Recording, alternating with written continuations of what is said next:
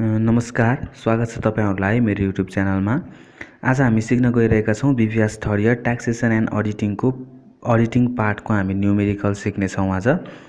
Auditing पार्टमा चाहिँ तपाईहरुलाई 10 मार्क्सको numerical सधैं नै सोध्ने गरेको छ बोर्ड एक्जाममा। त्यसैले यो जान्न एकदमै आवश्यक छ। 10 मार्क्स यदि यो हामीले जान्यौं भने 10 मार्क्स हामी इजिली ग्र्याब गर्न सक्छौं। यसमा हामी सिक्ने छौं, यसमा धेरैजसो न्यूमेरिकल नै हुने भनेको नै रेक्टिफिकेसन अफ इरर हो, जुनको लागि हामीले चाहिँ जर्नल एन्ट्री जान्नु नै पर्छ। र भिडियो आजको सुरु गर्नुभन्दा पहिला यदि मेरो च्यानललाई सब्स्क्राइब गर्नुभएको छैन भने मेरो च्यानललाई पहिला सब्स्क्राइब गर्नुहोला र भिडियोलाई लाइक पनि गर्नुहोला र भिडियो लास्टसम्मै हेरिदिनु होला। र आज हाम्रो फर्स्ट क्वेशन रहेको छ ओल्ड इज गोल्डबाट TU 2076 क्वेशन नम्बर 19। तपाईहरु पनि आफ्नो ओल्ड इज गोल्डमा हेर्न सक्नुहुन्छ र छैन भने क्वेशन स्क्रिनमा मैले देखाइ नै रहेको छु। र सुरु गर्नुभन्दा पहिला तपाईहरुलाई चाहिँ म एउटा कुरा भन्न चाहन्छु कि यो रेक्टिफिकेसन अफ जर्नल इन्ट्री गर्दाखेरि तपाईहरुलाई चाहिँ जर्नल एन्ट्री चाहिँ आउनु नै पर्छ है। तपाईहरुले करेक्ट जर्नल एन्ट्री जान्नुभयो भने बल्ल त्यसलाई चाहिँ रेक्टिफाई गर्न सक्नुहुन्छ, त्यसलाई सुधार्न सक्नुहुन्छ। रेक्टिफिकेसन अफ इरर भनेको नै बिग्रेको जर्नल एन्ट्रीलाई सुधार गर्ने काम हो।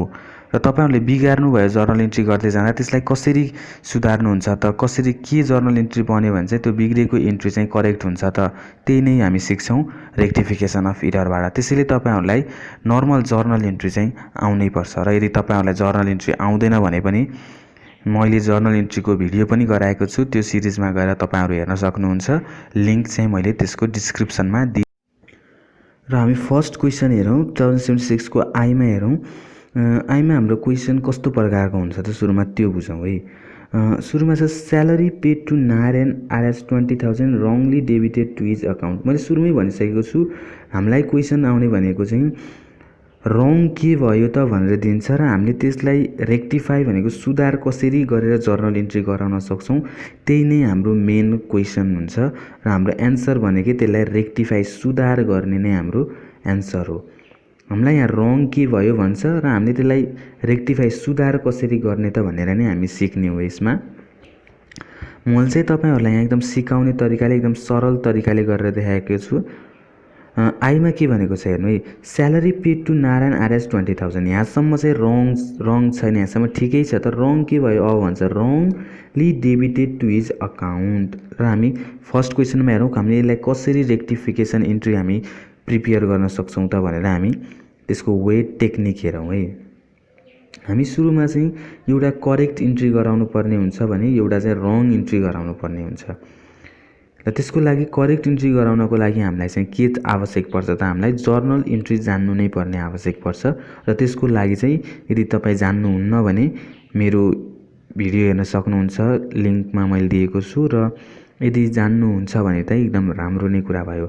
जान्नुहुन्छ भने सुरुमा तपाईहरुले करेक्ट एन्ट्री बनाउनुस्। करेक्ट एन्ट्री बनाउनको लागि correct salary paid to Narayan RS 20,000 भन्नासम्म एउटा करेक्ट एन्ट्री हो। त्यो salary paid to Narayan RS 20,000 को करेक्ट एन्ट्री के हुन्छ, salary account debit to cash account हुन्छ। र रङली चाहिँ के भन्छ, wrongly debited to his account भनेको wrongly debited to Narayan account, नारायणको अकाउन्टमा डेबिटेड भयो भनेपछि Narayan account debit to cash account भयो। नारायणको अकाउन्ट चाहिँ डेबिट भयो, अरु चाहिँ केही भएको होइन। क्याशमा चाहिँ केही फरक, टु क्याश छ, टु क्याश नै हो। नारायण अकाउन्टलाई हामीलाई स्यालेरी अकाउन्ट डेबिट गर्ने सट्टा हामीले के गरिरहेछौं त, नारायण अकाउन्ट डेबिट गरिरहेछौं भने जर्नल एन्ट्रीमा त्यसलाई रेक्टिफाई कसरी गरेर एउटा रेक्टिफाई एन्ट्री गराउँछौं त भन्छौं। अब रेक्टिफाई एन्ट्री गराउँदा हामी सुरुमा करेक्ट एन्ट्री र रङ एन्ट्री कम्पेयर गरौं। करेक्ट एन्ट्री र रङ एन्ट्रीमा हाम्रो सेम कुन छ त, टु क्याश क्रेडिटमै छ। रङ एन्ट्री पनि टु क्याश क्रेडिटमै छ। क्रेडिटमै भएको कारणले टु क्याश हामी यस दुईटालाई इग्नोर गर्दिने, यो कट भयो, यसलाई हामीले हेर्नु परेन। अब करेक्ट एन्ट्रीमा के बच्यो र रङ एन्ट्रीमा के बच्यो त, करेक्ट एन्ट्रीमा हाम्रो बच्यो स्यालेरी अकाउन्ट डेबिट। करेक्ट एन्ट्रीमा जुन साइडमा बचेछ रेक्टिफाइङ एन्ट्रीमा पनि हामी त्यही साइडमा लेख्छौं। करेक्ट एन्ट्रीमा डेबिट साइडमा स्यालेरी अकाउन्ट बच्यो, हामी रेक्टिफाइङ एन्ट्रीमा पनि स्यालेरी अकाउन्ट डेबिट 20,000 लेख्छौं भने रङ एन्ट्रीमा हाम्रो डेबिट साइडमा नारायण अकाउन्ट डेबिट बच्यो भने हामी रेक्टिफाइङ एन्ट्रीमा चाहिँ त्यसलाई क्रेडिट गराइदिन्छौं टु नारायण अकाउन्ट 20,000। यहाँ बुझ्नुपर्ने कुरा के हुन्छ भने रङ एन्ट्रीमा डेबिटमा भए हामी रेक्टिफाइङ एन्ट्रीमा क्रेडिट र रङ एन्ट्रीमा क्रेडिट भए रेक्टिफाइङ एन्ट्रीमा हामी डेबिट गर्छौं। र करेक्ट एन्ट्री र रङ एन्ट्रीलाई हामी कम्पेयर गरेर हेर्दाखेरि सेम साइडमा डेबिटमा सेम छ भने त्यो इग्नोर गरिदिने, क्रेडिटमा सेम छ भने त्यो इग्नोर गरिदिने। यसमा चाहिँ क्रेडिटमा सेम छ, टु क्यास क्रेडिटमै रङ इन्ट्री र करेक्ट इन्ट्रीमा, त्यही भएर यसलाई हामीले इग्नोर गऱ्यौँ। र करेक्ट इन्ट्रीमा के बच्यो त्यो त्यही साइडमा लेख्यौँ। करेक्ट इन्ट्रीमा डेबिट साइडमा बच्यो, हामी डेबिट साइडमै स्यालेरी एकाउन्ट लेख्यौँ। तर रङ इन्ट्रीमा चाहिँ डेबिटमा बचेको हामी के लेख्यौँ, क्रेडिटमा लेख्यौँ। र हामी एउटा सानो न्यारेसन पनि यसमा लेख्ने, being salary paid to Narayan wrongly debited to his account now rectified भनेर हामी एउटा स्यालेरी पेड नारायणलाई गरेको, तर रङ के भयो, डेबिटेड भयो त्यसको अकाउन्टमा। तर अहिले चाहिँ यो इन्ट्री चाहिँ के हुन्छ, रेक्टिफाइड इन्ट्री हो, बट नाउ रेक्टिफाइड भनेर हामी लेख्छौँ। यसको इफेक्ट पनि नेट प्रफिटमा चाहिँ के पर्यो भनेर हामीले लेख्नुपर्ने हुन्छ, त्यसको नै हामीले मार्क्स पाउने हो। इफेक्ट चाहिँ के पर्यो त भन्दाखेरि स्यालेरी अकाउन्ट भनेर हाम्रो खर्च देखाउने साटो हामी नारायणको अकाउन्टमा आम्दानी देखायौँ भने त्यसले चाहिँ हाम्रो नेट प्रफिटलाई चाहिँ 20,000ले नै के गराउँछ त, बढी देखाइदिन्छ। हाम्रो खर्च देखाउने साटो हामीले आम्दानी देखाइदियौँ 20,000 बढी भने त्यसले के गर्छ, हाम्रो नेट प्रफिटलाई चाहिँ 20,000ले चाहिँ बढी देखाइदियो। हुनुपर्ने चाहिँ 20,000 कम हो, तर 20,000 झन् बढी देखियो नेट प्रफिट भनेर हामी यसको लेख्छौँ। र अर्को ध्यान दिनुपर्ने कुरा के हुन्छ भन्दा तपाईँहरूले इक्जाममा लेख्दा चाहिँ यस्तो करेक्ट इन्ट्री रङ इन्ट्री भनेर लेखिराख्नुपर्ने आवश्यक छैन। यो त सिर्फ तपाईँहरूलाई सम्झिनको लागि एउटा रुल र एउटा टेक्निक एउटा दिमागमा मात्र राख्ने एउटा आइडिया हो। र तपाईँहरूले गराउनु पर्ने यो मेन भनेको यो रेक्टिफाइङ इन्ट्री मात्र हो। त्यसको लागि पनि तपाईँहरूले डेट, पार्टिकुलर है, एलएफ र डेबिट अमाउन्ट र क्रेडिट अमाउन्ट लेखेर कोलम गराएर गर्नुहोला। मैले चाहिँ त्यस्तो तपाईँहरूलाई बुझाउनको लागि सर्टकटमा मात्र गरेको हो। र तपाईँहरूले यसरी न्यारेसन पनि हरेक क्वेसनको लेख्नु होला र इफेक्ट पनि त्यसको नेट प्रफिटमा के पर्छ त्यो चाहिँ सधैँ नै लेख्नु नै पर्ने आवश्यक हुन्छ। र अब हामी अर्को हेर्छौँ सेकेन्ड क्वेसन। सेकेन्ड क्वेसनमा के सोधेको छ तपाईँहरूलाई भन्दा purchase of office equipment costing RS 50,000। यहाँसम्म हेर्नु, जुन क्वेसनमा पनि आधा चाहिँ करेक्ट इन्ट्री हुन्छ भने आधा रङ इन्ट्री दिएको हुन्छ।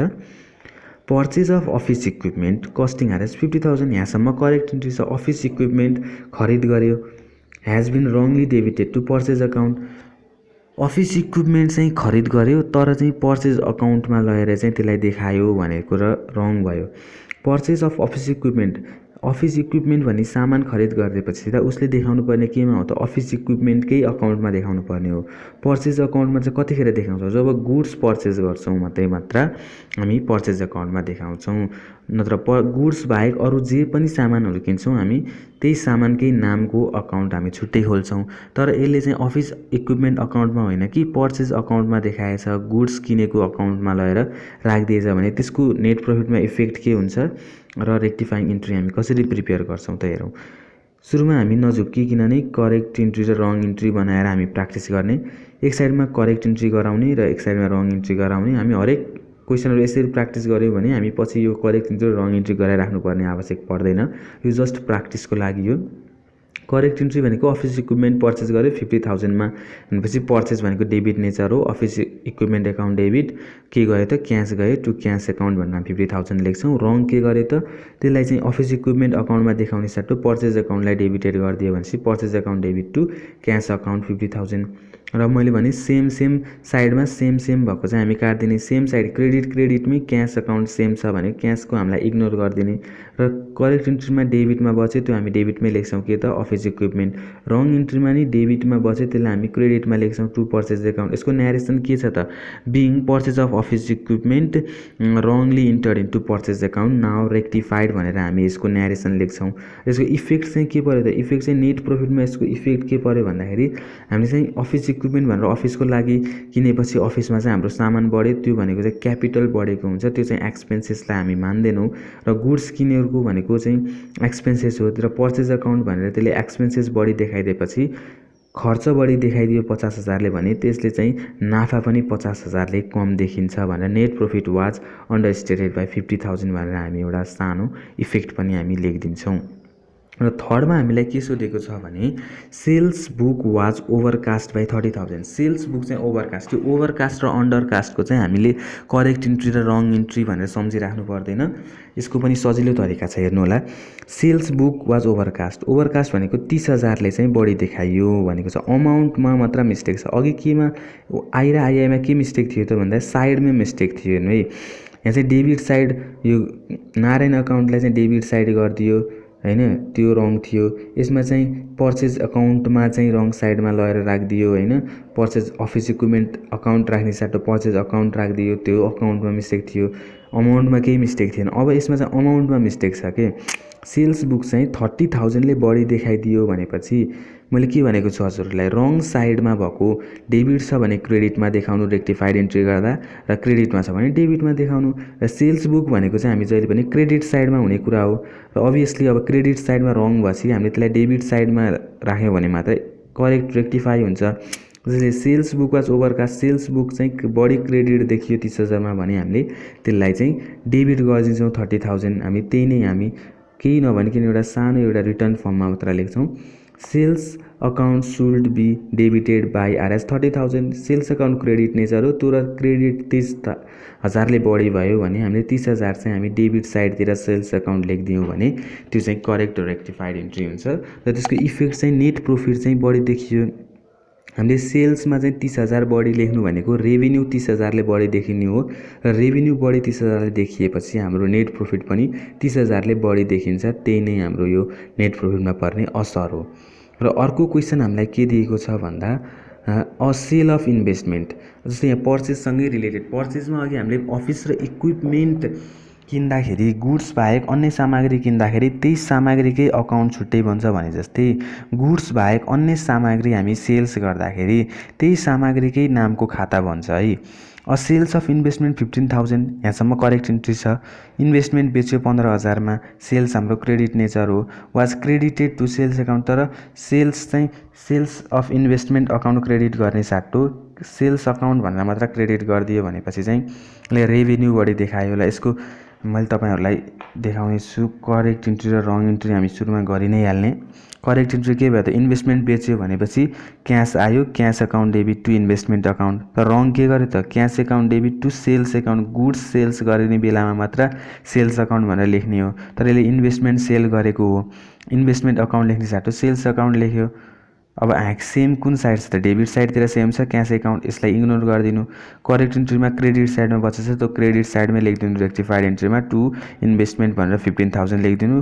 रङ साइडमा हाम्रो डेबिटमा बच्यो कि क्रेडिटमा हेर्नु, क्रेडिटमा बचेको छ, हामीले त्यसलाई डेबिटमा कन्भर्ट गरिदिन्छौँ। रेक्टिफाइड इन्ट्रीमा सेल्स अकाउन्ट डेबिट भनेर अमाउन्ट चाहिँ 15,000 लेख्छौँ। यसको न्यारेसन पनि हामी लेख्न जानेका छौँ।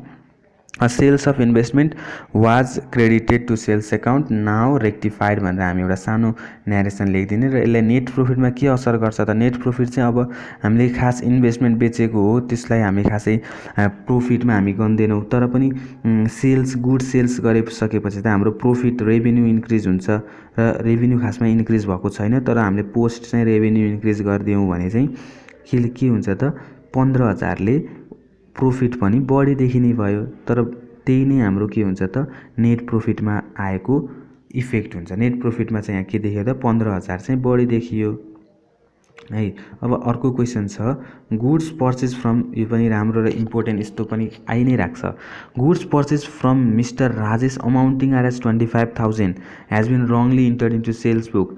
हामीले सामान खरिद गरेको तर सामान बेचेको खातामा लगेर हालिदिँदा चाहिँ यसको कस्तो इन्ट्री हुन्छ त, goods purchase from mister Rajesh भनेसम्म चाहिँ करेक्ट इन्ट्री छ। यसको करेक्ट इन्ट्री के हुने भयो त, पर्चेज फ्रम मिस्टर राजेश भनेपछि पर्चेज डेबिट नेचरको, purchase account debit to Rajesh account 25,000, तर हामीले सेल्स गरेको भनेर राख्यौँ, राजेशलाई बेचेको भन्ने राख्यो, राजेशबाट पर्चेज गरेको तर राजेशलाई बेचेको खातामा हालियो भने Rajesh account debit to sales account हुने भयो है। र यहाँ चाहिँ कुनै सेम साइडमा सेम छ र छैन नि अहिलेको जस्तो काट्नको लागि है, हेर्नु है, यो चाहिँ मैले किन इम्पोर्टेन्ट भनिराखेको छु। अघिको त हाम्रो क्यास सेम थियो, क्यास काट्यौँ, त्यही भएर रङ साइडमा भएकोलाई डेबिटमा भए डेबिट, क्रेडिटमा भए रङ साइडमा डेबिटमा भए क्रेडिट र क्रेडिटमा भए डेबिट गरायौँ। यसमा त कुनै साइड पनि सेम छैन, हेर्नु त, टु राजेश एउटा क्रेडिटमा छ, एउटा चाहिँ डेबिटमा छ, यसलाई हामीले काट्न पनि मिलेन। र पर्चेज र सेल्स चाहिँ फरक भयो। यस्तो बेलामा चाहिँ हाम्रो कस्तो इन्ट्री बन्छ त, रङ साइडमा भएकोलाई हामीले के गर्ने हो त, डेबिटमा भए क्रेडिटमा लाने हो र क्रेडिटमा भए डेबिटमा लाने हो। भनेपछि पर्चेज अकाउन्ट डेबिट चाहिँ हाम्रो करेक्ट छ, त्यो करेक्टवाला लेखिदिनै हालौँ, पर्चेज अकाउन्ट डेबिट। र रङ साइडमा पनि डेबिट गराउनु पर्ने छ नि, टु सेल्स क्रेडिट छ, यसलाई त डेबिट हुन्छ नि, त्यो सेल्स अकाउन्ट डेबिट 25,000। अब करेक्ट इन्ट्रीतिर क्रेडिटमा के छ, टु राजेश अकाउन्ट। रङ साइडतिर पनि राजेश अकाउन्ट छ, त्यो पनि क्रेडिट हुन्छ। तर हामीले टु राजेश भनेर दुईवटा देखाउँदैनौँ, त्यसको अमाउन्टलाई चाहिँ हामी सेम लेख्छौँ। टु राजेश भनेर अमाउन्ट जोडिदिन्छौँ, 50,000 हुन्छ। यस्तो बेलामा चाहिँ नेट प्रोफिटमा जहिले पनि डबल इफेक्ट परेको हुन्छ। नेट प्रोफिट चाहिँ डबल अमाउन्टले चाहिँ ओभर स्टेटेड देखियो। किन अब हामीले खरिद गरेको हो, एक्सपेन्सेस हो, तर हामीले सेल्स गरेको भनेर देखाइदियौँ भने त्यति बेला चाहिँ डबल इफेक्ट पर्छ। भनेको डबल अमाउन्टले चाहिँ हाम्रो नेट प्रोफिट चाहिँ बढी देखिन्छ। यहाँ चाहिँ 25,000 50,000ले चाहिँ हाम्रो नेट प्रोफिट चाहिँ त्यस्तो बेलामा बढी देखिन्छ। र 2076 क्वेसन नम्बर 19मा यति नै हामीलाई सोधेको थियो। र यदि तपाईहरूले जर्नल इन्ट्री जान्नुभएको छ भने यो क्वेसन सायदै बुझ्नुभयो होला, एकदमै सजिलो छ, जस्ट हामीले कम्पेयर गर्ने मात्र हो। र यदि तपाईँहरूले जर्नल इन्ट्री जान्नुभएको छैन भने मेरो जर्नल इन्ट्रीको सिरिज हेर्नुहोला, तपाईँहरू एकदम पर्फेक्ट हुनुहुन्छ त्यसपछि। र यो थियो भिडियोको पार्ट 1 र पार्ट 2 पनि तपाईहरू छिटै नै चाहनुहुन्छ भने मेरो भिडियोलाई लाइक गर्नुहोला र मेरो च्यानललाई सब्स्क्राइब पनि गर्नुहोला। म तपाईहरूलाई अझै नै बेटर तरिकाले सिकाउने छु। हामी यो क्वेसनहरू अडिटिङको धेरै नै प्र्याक्टिस गरेर तपाईहरूलाई पार्टमा म देखाउने छु। र यदि चाँडै नै सबै पार्ट चाहनुहुन्छ भने मेरो च्यानललाई सब्स्क्राइब गर्नु र मेरो भिडियोहरूलाई लाइक गर्नु। र तपाईँहरूलाई जर्नल इन्ट्री पनि आउँदैन भने जर्नल इन्ट्रीको सिरिज पनि हेर्न नभुल्नुहोला।